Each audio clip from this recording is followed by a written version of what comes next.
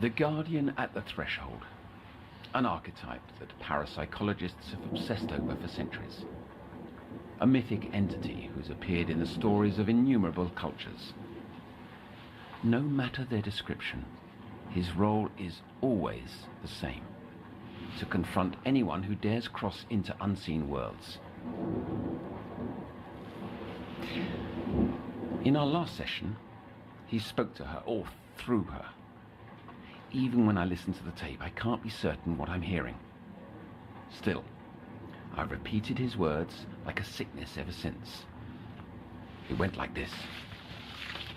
Cross the sill, sink in a twinkling, cast aside the old sleep, to sleep again anew.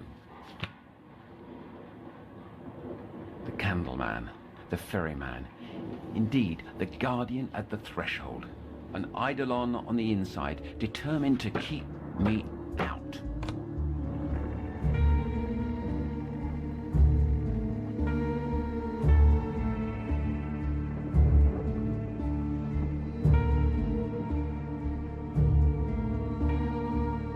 You're listening to The Sounds of Nightmares, an audio fiction series from the world of Little Nightmares.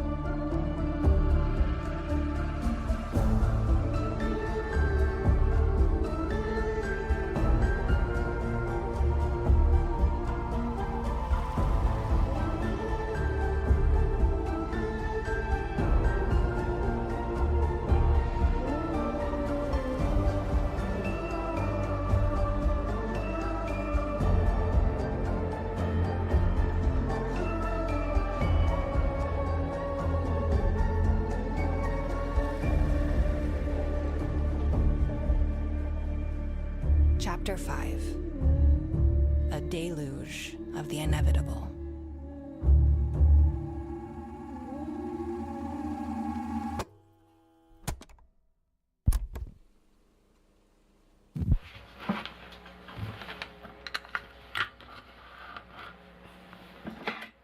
Noone was right after all. I noticed something off while reviewing the EEG and reluctantly sent her up to radiology. At first, I doubted the validity of the results, but the technician assured, curtly, that Noone's scan undeniably shows a pea-sized tumor on the right-sided amygdala.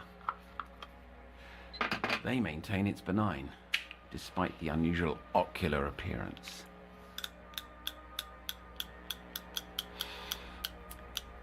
This calls everything into question. The mass's location could impact fear response, emotional salience, and damningly, dreams. And yet, I cannot deny all the evidence to the contrary. Not deny all the evidence to the contrary. I've pondered the ethics of informing Noone. She's already so scared of her body that it would only send her spiraling. I can't risk anything jeopardizing a revelation that might lead to Cece. From here on, anyone listening will think me mad. But the proof is in the pudding. Noone's vanishings, her transpersonal states, they're undeniable evidence of a realm beyond our senses. It's always been on the periphery, but now I know. It's accessible. And she possesses the means to enter that domain.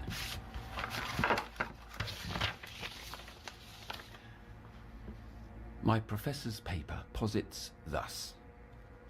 There are two requisites for entering the quiddity of consciousness. First, a gateway, places hidden amid our world. Second, a means to open these doors. And I assert that keys are primarily cut out of fear.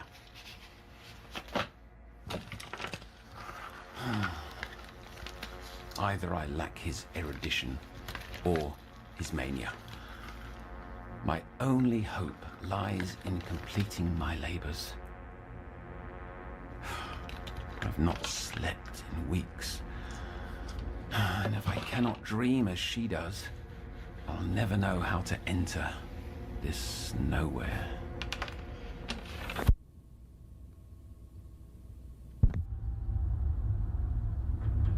An ugly autumn night, isn't it, Noone? Swirling mist, they called it on the broadcast. A weather phenomenon unique to the counties. The downpour's not far off. But a gift may brighten the mood. Here. Oh. It's nearly the same. Red too. A chrysanthemum, like your parents left you all those weeks ago. An apology, a reminder that I remain as committed to you as I did then. Pretty. It's a perennial, so it'll blossom year after year, just like you.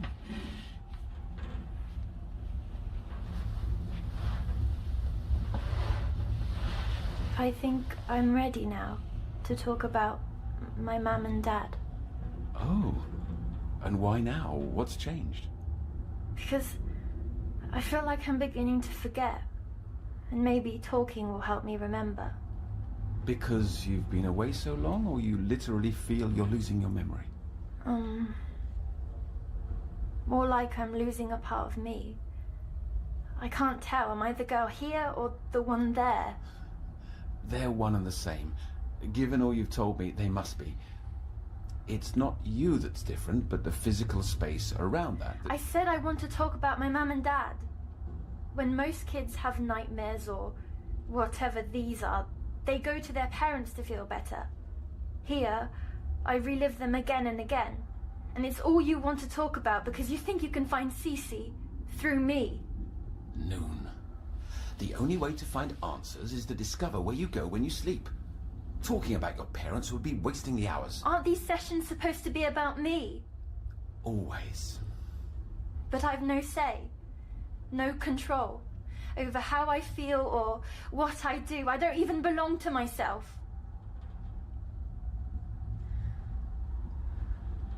I'll do as you ask, but promise me. No wires hooked into my head. No machines. Not tonight. No machines, promise. I think you'll enjoy what I've got planned.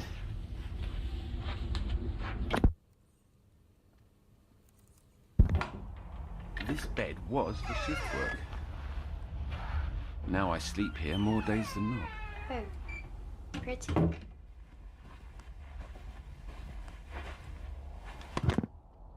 I'd like to try a sort of role reversal.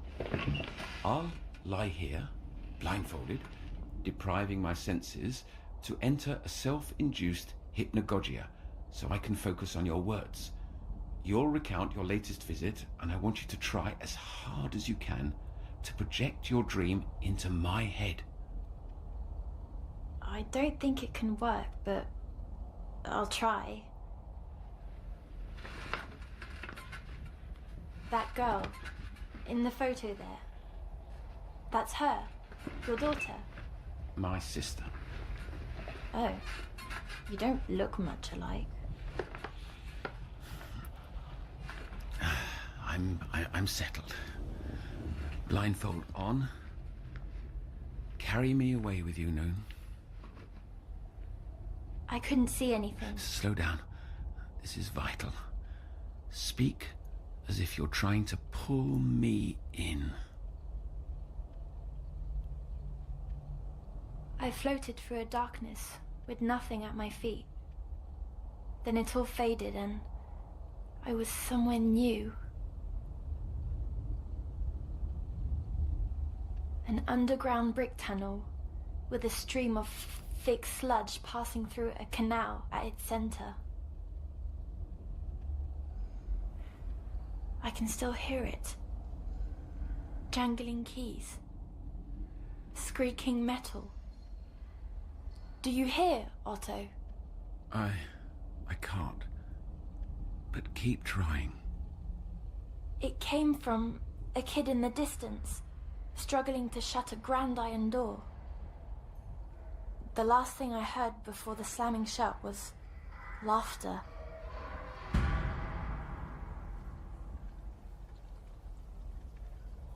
Sludge poured in from the pipes that ran along the tunnel walls.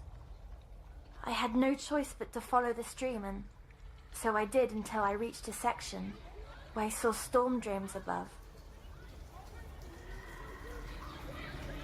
Looking up through one, I saw a boy's dirty boots and orange light shining from a lantern on his waist.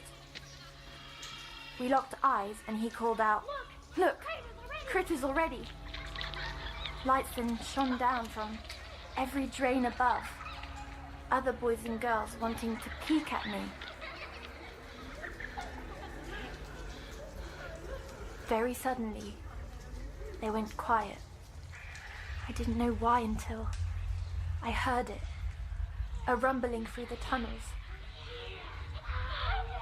They whispered together, "It's here, finally here." Do you feel what I felt, Otto? They'd been waiting for you. Not exactly. Their joy, their bratty excitement. They'd gathered for an event and it had finally come. Like a holiday that only arrives once per year. Running from their celebration, I turned down a tunnel, going until I came to a junction. Overwhelmed by how many options surrounded me, I closed my eyes, listening.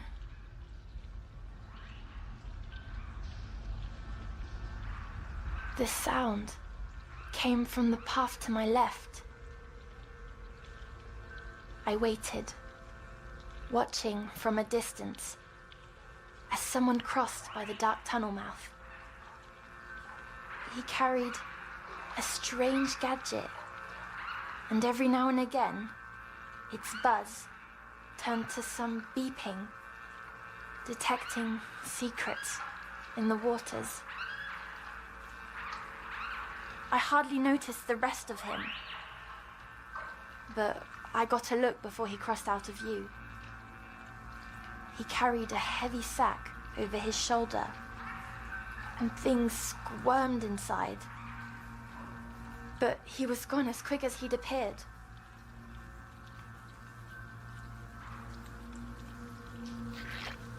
The sludge was rising quickly, up to my ankles, and the stink became so awful, Otto.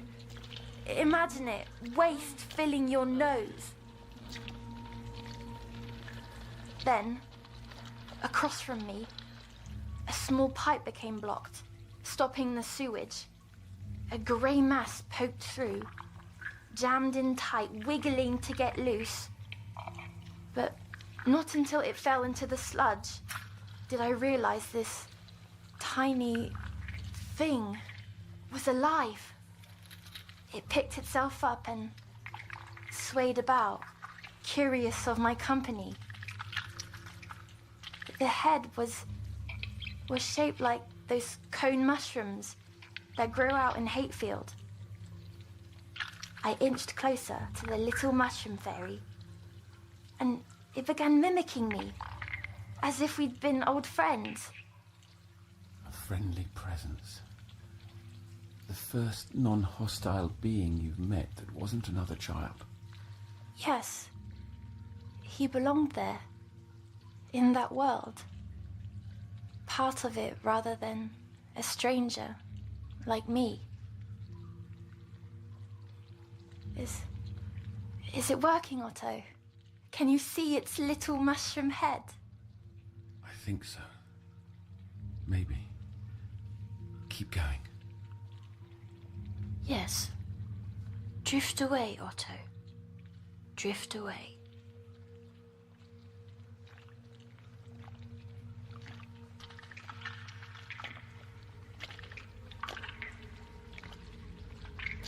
A crooked net lowered down from a drain grate above.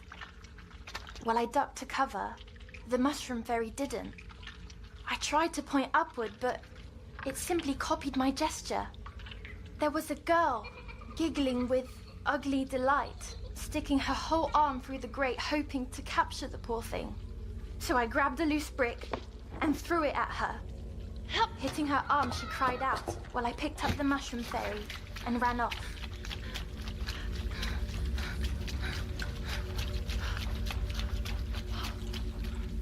After we were well clear, I put the creature down. It immediately walked off, then looked back, suggesting I follow. That little body clicked, jittery and ungraceful. Somehow the thing seemed to know where it was taking me, stopping only once we came to a rusty door leading to a maintenance room. Entering, though, I discovered something else entirely.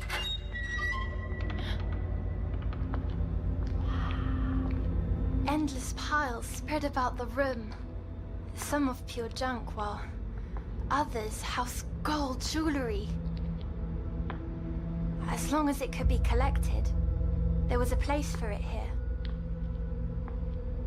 Mesmerizing.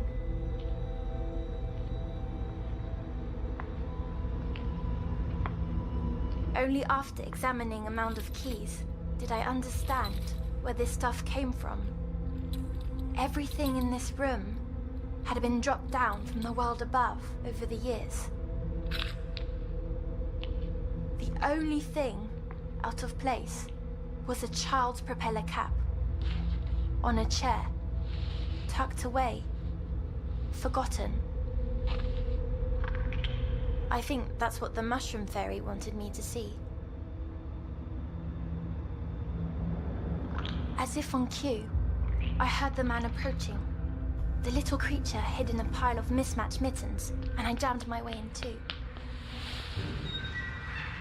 I peered out as he stepped through the door and began dumping out his pockets. Coins, rings, trinkets. Next, he took off his plastic suit, covered in gunk. Beneath was a bony body, his spine bent horribly. What I thought had been a sack carried over his shoulder was the back of his head, like a balloon full of water, throbbing and swollen. But I could tell he was not always that way. He'd changed, somehow become one with the sewers. I don't understand. You believe this place transformed him? Aren't you meant to be drifting into hypergoglia or whatever? Seeing, smelling, hearing as I did? I can't seem to let go. I want to, more than anything. Try! That's what you always tell me. If I'm trying my hardest, you have to as well.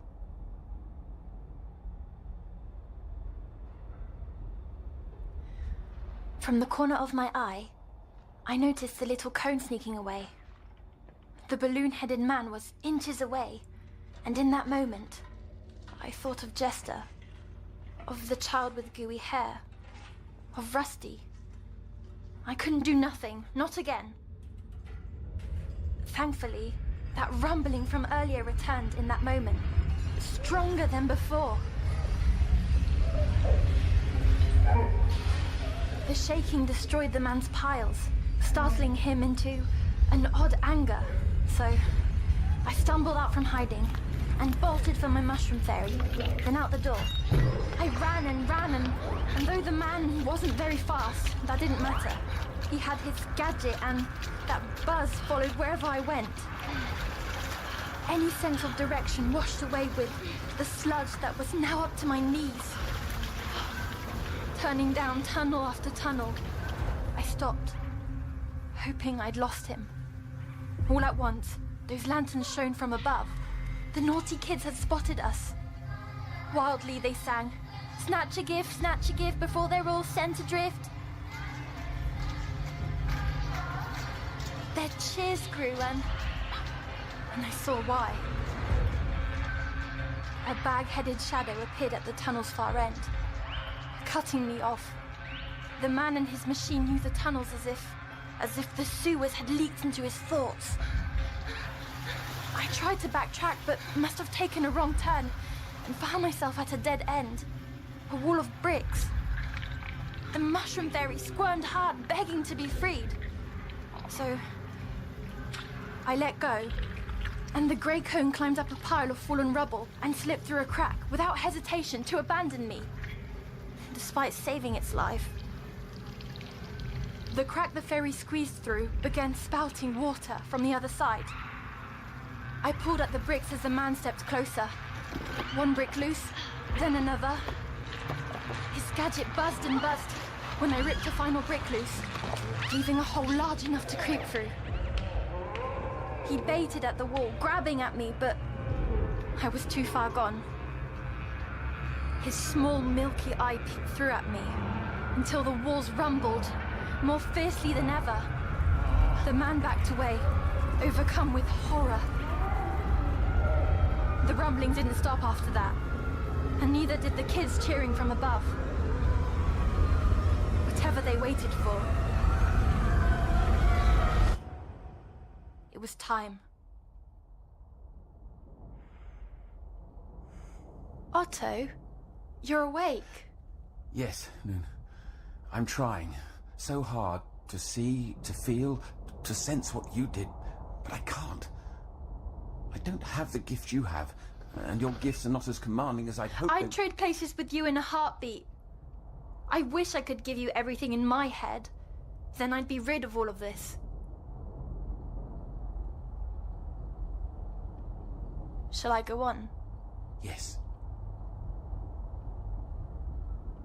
It felt as if someone had picked up the sewer, shaking it with rage. Water crashed against the walls. I stumbled on, the tunnel growing wider and wider. A second smaller sound appeared. Clicks and murmurs. Then, out of the darkness ahead, they appeared, scurrying so fast I couldn't react. 100 little mushroom fairies, rushing past me in a panic, escaping something close behind. It wasn't long before that something came. Speeding like a pack of horses tangled together, a tidal wave pounded through the sewer. The wave was feet away when I finally understood. For the kids above, this was a blast. They waited and waited, unable to experience the wave's power themselves. And that made them love it all the more. Snatching things that ran from its path was part of their awful celebration. The violent wave hit, sweeping me away, carrying me back through the maze of tunnels. I swam up and up, doing my best to surface, and just as I did, the waves paused. My body no longer needed to swim. And the candleman appeared, floating on some kind of broken door. Go through your encounter diligently. He holds the answers we need. Make no mistake, he is your tormentor. I'm not sure that's true. This time, I was able to speak in his presence. Why do you bring me here? What do you want? He replied. Cross the sill. Sink in a twinkling. Cast aside the old sleep. To sleep again, anew. I yelled back, why? Why should I? Before I finished, he said, blight, not within, but without. Here, all banes be set free. More riddles. He doesn't think I can solve them, but I will. I already did. I think he means by giving myself to his world, I won't be ill any longer. That's why, when I'm there, no more headaches, no more parasites, no more tests. That's not true. It's not. I would almost prefer him to take me. Don't say that. Away from here, from you. It's what he wants. Maybe. He wants you. Maybe your Cece felt that way too.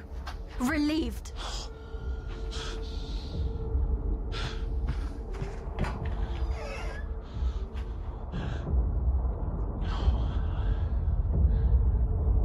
I was only a boy.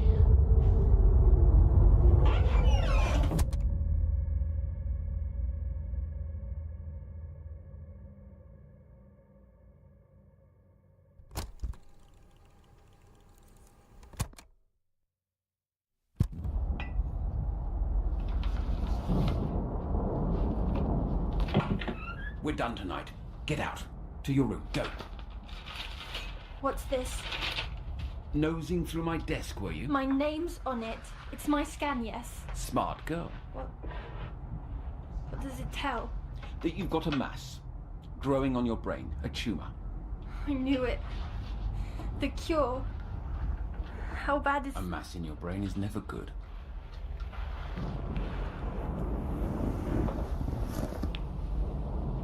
You should have told me. Why? Why didn't you tell me? It's not my practice to tell before necessary. Now, get to bed. Fine.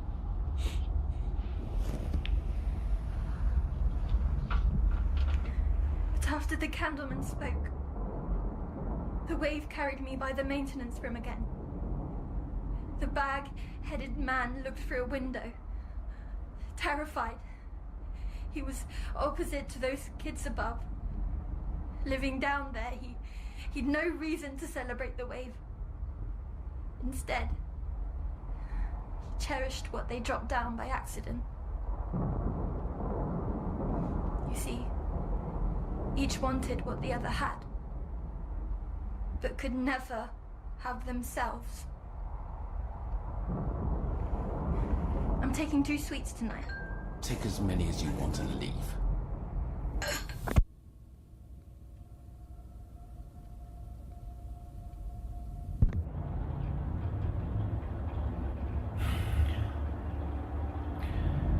Perhaps I was cruel to tell her. But as she sleeps, I've been pondering the entry requisites specified by my professor. I believe he was only partly right. One need only look at the theatre of agony that the ferrymans created to understand fear is an essential requirement. And I know better than anyone, a little fear can compel us towards discovery. As for the gateway's location, perhaps it's not a place hidden in our world, but in our minds. Is it not possible that her tumor is somehow this unknown gateway? An organ of transcendence. The apparatus may be unfinished, but its oneography monitor is functional. If she's to cross over in a twinkling, what choice do I have?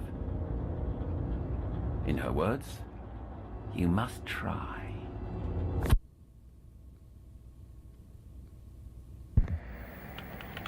She hardly stirred at all while I pathed the BCI.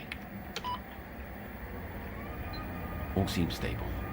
As soon as her dreaming begins, the monitor should translate neural signals into visualizations. Otto.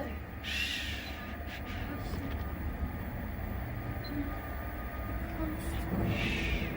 Return to that sleep of yours.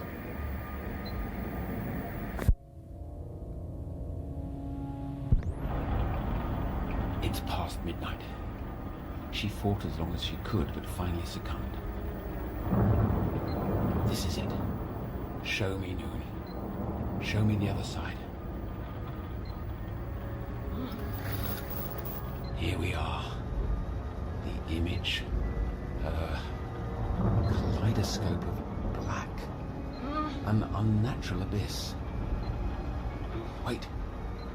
A shape. It's difficult to see. Like looking through a negative mist. There. A silhouette. Ovular. Splitting across the center. It glares like the sun. Oh no. A pupil made of light.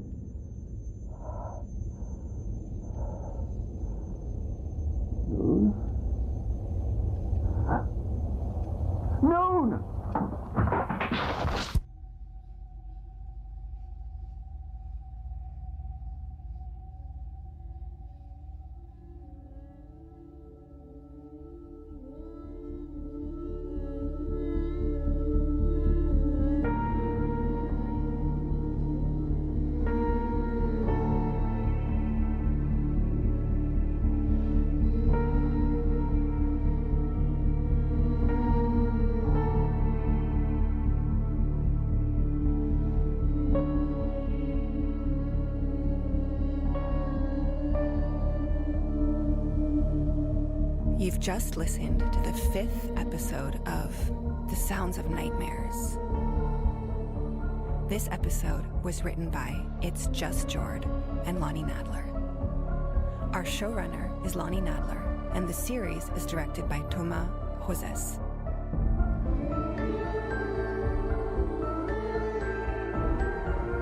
Noone is played by Amy Pursehouse, and Otto by Kester Lovelace. Music created by Tobias, Lilja, and Thomas Joses. Production supervised by Alizé Debar and Lucille Rousseau-Garcia. This series is based on Little Nightmares from Bandai Namco Europe.